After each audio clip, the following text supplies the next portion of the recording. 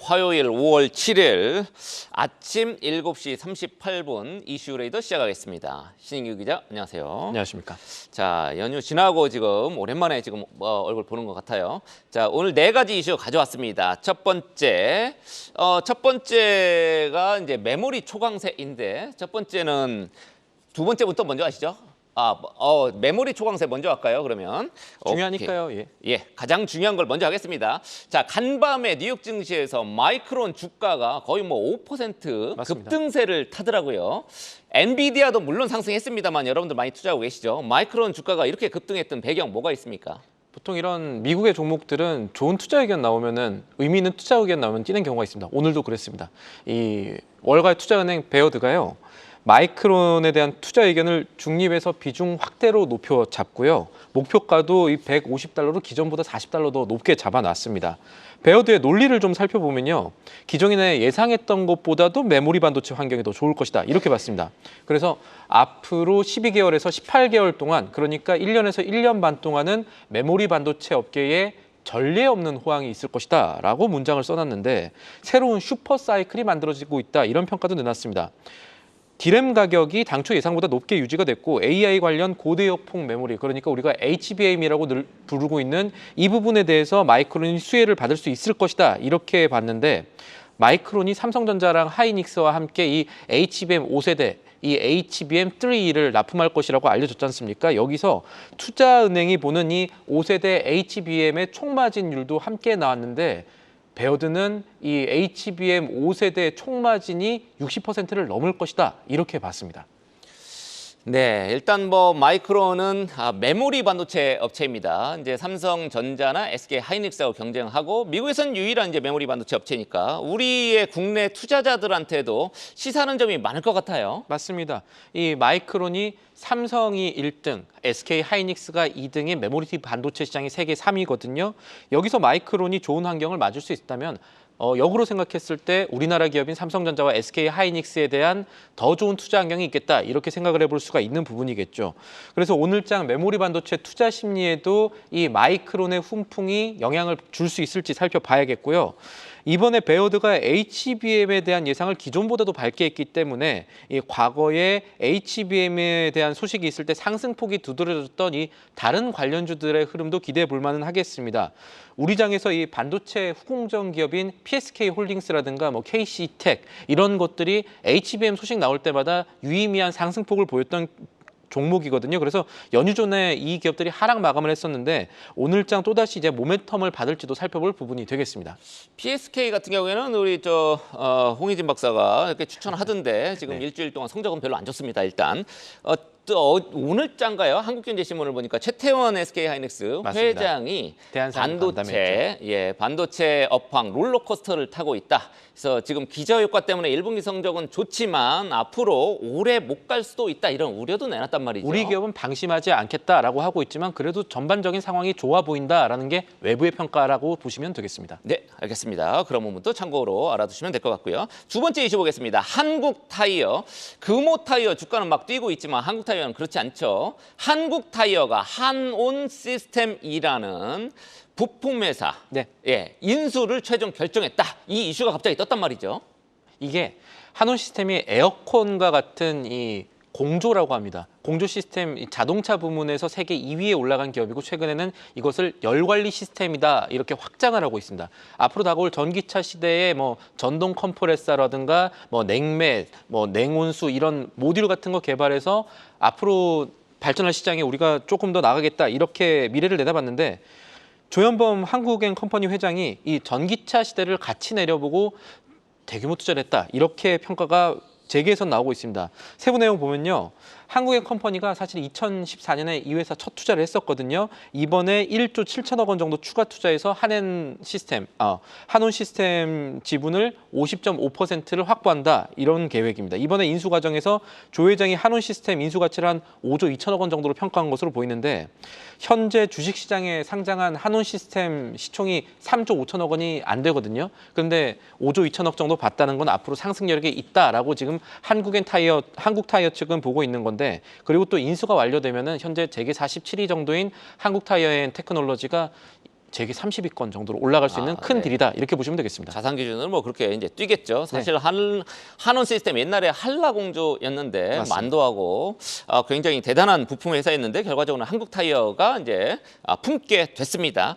그런데 이렇게 한원 시스템을 결과적으로 이제 그 PEF인가요? 이제 한은컴퍼니에서 갖고 오는 거죠. 네. 그래서 이제 과반 지분을 확보하게 되는데 한국타이어가 그럼 돈을 이제 많이 쓰게 되기 맞습니다. 때문에 결과적으로 증권가에서 우려하는 건가요? 지금 우려하는 시선이 좀 있다면서요? 그렇게 보시면 될 것 같습니다. 지금 아까도 말씀드렸지만 현재 가치 3조 5천억 원 정도 되는 기업을 5조 2천억 원에 사겠다, 5조 2천억으로 보고 있다는 거에 대해서 일단은 증권가는 우려를 표합니다. 이 주가 갈리는 것도 그렇고요. 인수 공시가 나온 다음에 증권가들이 잇따라 보고서를 내놨는데 톤이 거의 비슷합니다. 단기적으로는 한국타이에 그렇게 좋지 않고 프리미엄을 너무 많이 쳤군요. 한원 시스템에는 꽤 좋다 이렇게 보시면 될 것 같습니다. 대신증권 같은 경우가 한원의 목표가를 7,800원으로 상향을 했습니다. 논리를 봤더니 이번에 지분 인수 플러스로 유상증자를 해서 한국타이어앤테크놀로지가 지분을 더 가져가게 되는데 유상증자로 한 3,600억 원 정도 더 들어오게 됩니다. 이 한원 시스템에요. 그렇게 되면은 이 차입금을 갚을 수가 있다는 거죠. 그렇게 되면 이자 부담이 경감되기 때문에 한원 시스템에는 재무적으로 일단 좋은 딜이다 이렇게 평가를 했는데 네, 금리도 높은데 맞습니다. 잘 됐네요. 이 고금리가 지속될 환경에선 이런 거 좋죠. 그런데 조단위 현금을 반대로 투입하는 한국타이어앤테크놀로지에서는 이 별로 좋지 않다. 이 대신증권이 오히려 목표가를 한국타이어 목표가는 73,000원에서 기존 69,000원으로 낮춰버렸습니다. 그리고 하나증권 역시 아니 두 회사가 정말로 시너지가 날까? 전체적인 시너지가 불분명하다라는 의견을 내면서 목표가는 그대로 했지만 투자 의견을 중립으로 하향했습니다. 네, 지금 경영권 분쟁 가까스로 이겨냈는데 한국타이어 지금 주가에는 조금 부정적인 그런 리포트들이 나왔다. 이건 참고로 알아두시면 될 것 같습니다. 네. 자, 세 번째는 IPO입니다. 최근에 이제 공모한 기업들 줄줄이 있었는데 당일에 보통 이제 뭐 더블로 뛰고 따더블로 뛰어야 되는데 그렇지 못하더라고요, 분위기가. 맞습니다. 이 최근에 열흘 동안 올라갔던 신규 공모주들 제 상장한 거 찾아봤더니 상장 당일 등락률 물론 올랐습니다. 공모가보다는 올랐습니다만은 따상 혹은 딱따상 열풍까지는 아닙니다. 지금 표로 보시면 아시겠지만 4월 말에 상장했던 JLMNS 같은 경우가 22.73%로 최근 열흘간 등락폭이 가장 좋았고요. D&D 파마텍이나 민테크 역시 한 두 자릿수 상승은 했었습니다만 보통 공모주 청약 기대하고 한두 주 받는 분들한테는 아니 수수료 떼고 나면 남는 거 아니다 이렇게 볼멘 소리가 나올 정도가 되는 거죠. 증권가에서는 그동안에 이 실제로 기업 가치가 너무 높게 책정된 공모주 시장이 좋게 말해서 정상화되는 거 아니냐 이런 평가도 내놨습니다. 그래서 최근에 공모주들의 공모가가 최상단을 넘는 경우가 90% 이상이었거든요. 이거 자체가 너무 기업 가치 높게 평가받았던 거 아니냐 이런 얘기들이 나오는 배경이고요. 여기에 대해서 증시 환경이 그렇게 좋지 않았기 때문에 최근에 공모주가 생각보단 좋지 않았다 이렇게 분석을 내놓고 있습니다. 재미가 없네요. 민테크 공모가 10,000원짜리인데 1,500원짜리인데 10% 오르면 두 주 받았는데 그럼 뭐 어떻게 되는 건가요? 예. 자, 관심은 내일 상장하는 HD 현대마린 솔루션이란 말이죠. 맞습니다. 일단 현대마린은 그래도 앞서 말씀드렸던 공모주들과는 체급이 조금 다르다 이렇게 봐야겠고요. 그렇겠죠. 그리고 공모가도 봤을 때 밴드의 최상단 그러니까 수요 예측의 최상단을 넘진 않았습니다. 상단 정도의 형성이 됐기 때문에 상대적으로 기업 가치가 조금 더 제대로 평가받았다라고 말할 수가 있는 부분이고요. 8일 상장을 하기 때문에 오늘부터 사람들이 관심을 갖게 되고 뉴스가 조금 많이 나올 겁니다. 상장일 유통 가능 주식이 한 9.9% 되기 때문에 상장일 기대감은 상대적으로 앞선 기업들보다는 높다라고 봐야겠고요. 일단 청약 증거금도 25조 정도 모였기 때문에 더 그렇습니다. 그리고 또 HD 마린 외에 오늘 상장하는 기업이라든가 공모주 결과들도 주목이 되는데 일단 오늘 코칩이라는 기업이요. 이 회사는 이제 초소형 2차 전지 만들던 기업이거든요. 오늘 상장합니다. 공모가가 18,000원이고요. 네, 코스닥 시장이죠. 맞습니다. 그리고 반도체 설계 전문 기업 팹리스 기업인데 이 ICTK라는 회사가 이익 미실현 특례 상장을 합니다. 특례 상장을 하고 이제 오늘부터 이틀 동안 청약을 하는데 이 회사는 상장 6개월 동안 공모가를 아래로 밑돌면 공모가 90%를 환매 청구를 할 수 있어서 이런 부분들도 투자에 살펴보실 부분이 되겠습니다. 그건 다행이네요. 네. 90% 예, 환매 청구 가능하다 이렇게 되어 있습니다. 자, 오늘 이제 이번 주를 시작하는 이번 주를 시작하는 게 오늘이죠. 어제 쉬었으니까 이번 주 살펴볼 만한 주요 일정 어떤 게 있습니까? 이제 오늘부터 10일까지가 이제 중요한 일정들이 있고 특히나 9일을 좀 제대로 보셔야겠습니다.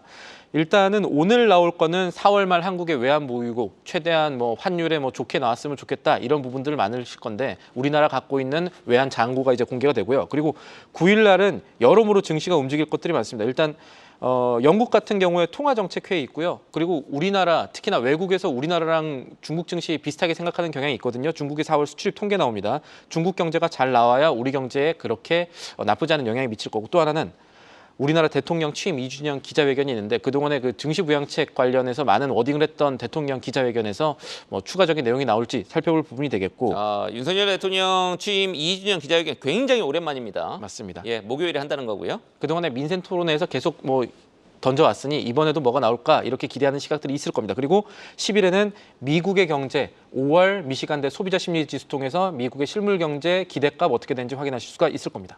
네, 지금까지 신인규 기자와 함께한 이슈 레이더였습니다. 계속해서 다양한 경제 이슈를 알고 싶다면 구독과 좋아요, 알림 설정 부탁드립니다. AI 캐스터 권미정이었습니다.